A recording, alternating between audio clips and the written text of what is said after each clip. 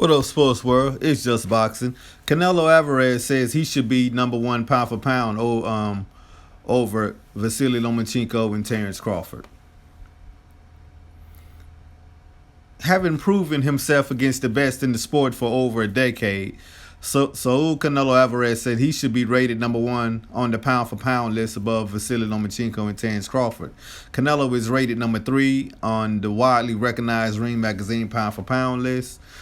First of all, one of the reasons why you're not number one is but you're a cheat. You're a drug cheat. First of all, and no one knows how long you've been cheating. You're really not fighting the best in your weight class. You haven't fought a credible opponent since Arislan de Lara. You fought some decent fighters. You dug Jamel Charlo at 154. You dug Demetrius Andrade at 154. You dug Jamal Charlo at 154. Then you moved up to 160. You dug Demetrius Andrade at 160. You dug Jamal Charlo at 160. You got popped. You had a hard fight against Triple G. You get popped dirty. You blamed it on the meat. Those are several reasons why you're not pound for pound.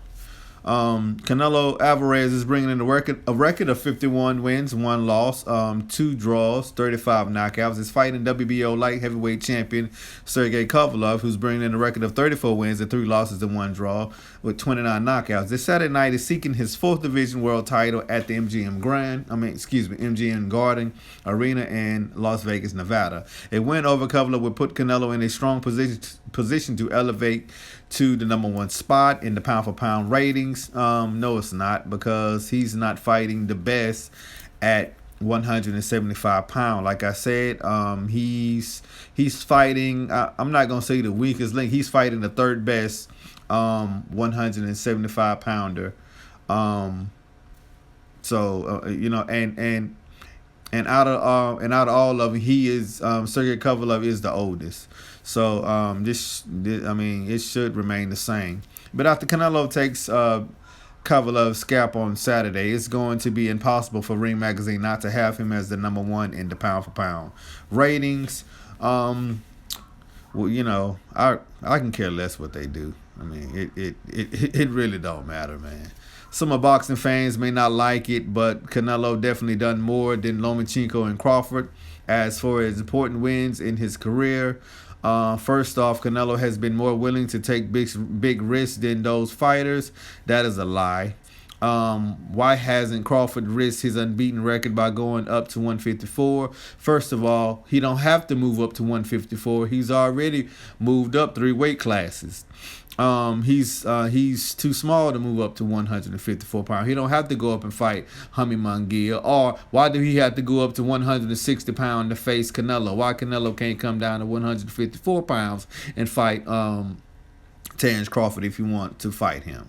Get up out of here with all that crap.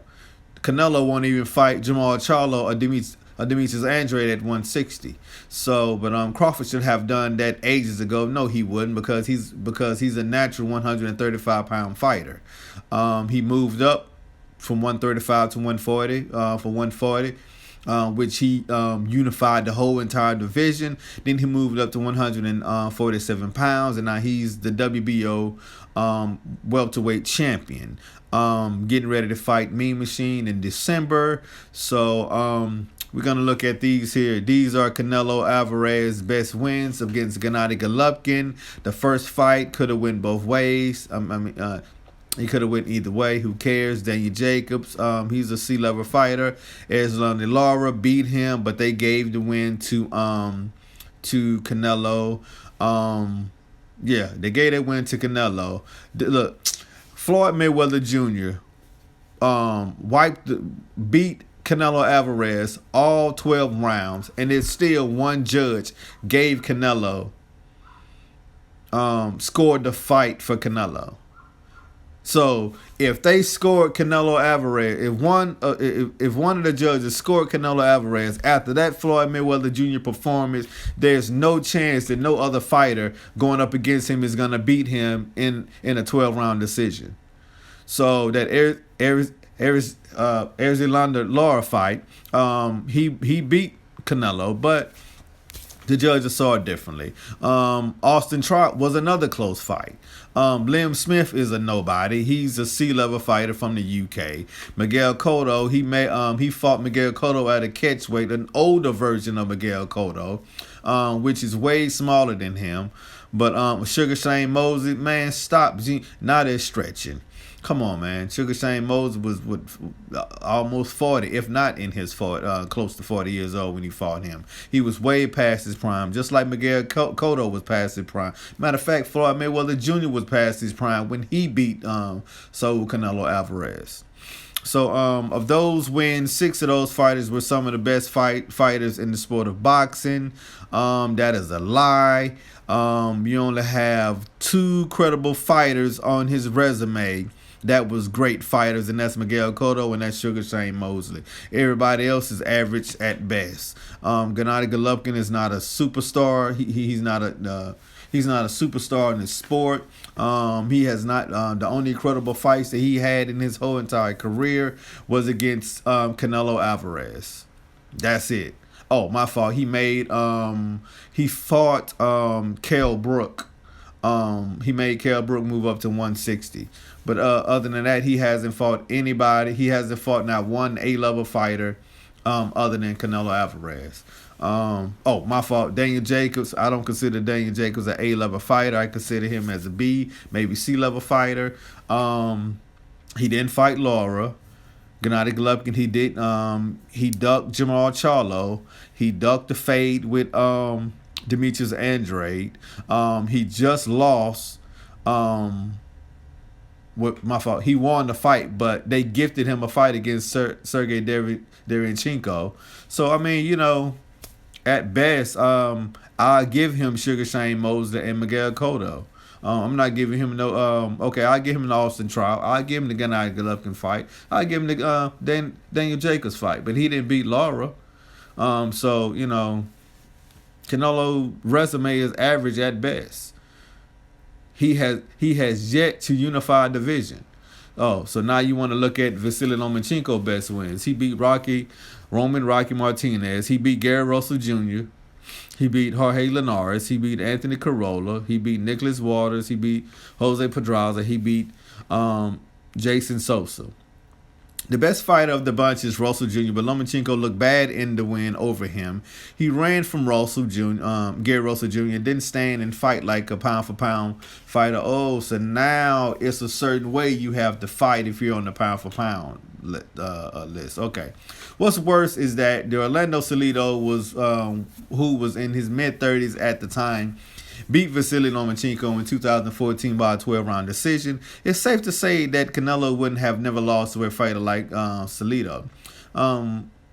Vasily Lomachenko never avenged that loss. All he did was complain that he should have won. What makes it hard have Lomachenko above Canelo is the reluctance to take on Devin Haney and Gervonta Tank Davis. Lomachenko who has wasted time winning titles at lightweight against weak opposition. His wins over Jose Pedraza, Luke Campbell, and Anthony Corolla were nothing special.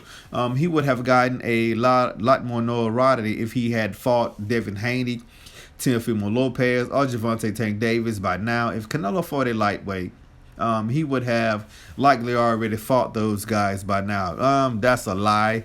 That's a lie because first of all, like I said, he has ducked all the top black fighters at 154 and 160. Every fighter that has a style that's similar to Floyd Mayweather Jr., he has ducked those fighters. So that is a lie. There's no way he would get in the ring if he was at lightweight. There's no way he'll get in the ring with Devin Haney. He wouldn't get in the ring with Gervonta Tank Davis. He definitely would get in the ring with a guy like Gary Russell Jr. because Gary Russell Jr. would school him. Okay. So those are my opinions about this here. Canelo Alvarez does not deserve to be pound for pound #1 on no one's list. But if you want to put him there, hey, be my guest. I mean, there's so much more wrong with the sport of boxing than just putting a drug cheat at #1. First you franchise him so he can duck Jamal Charlo. So hey, I mean, by all means, put him at #1. It doesn't mean he's #1 in my eyes or in a lot of true boxing fan eyes. He might be #1 in some of the casual fan base, but you know what? It is what it is. It's just boxing. Subscribe, hit the like button. Don't forget to smash that bell icon to get new videos that's coming your way. It's just boxing, and I'm out. Peace.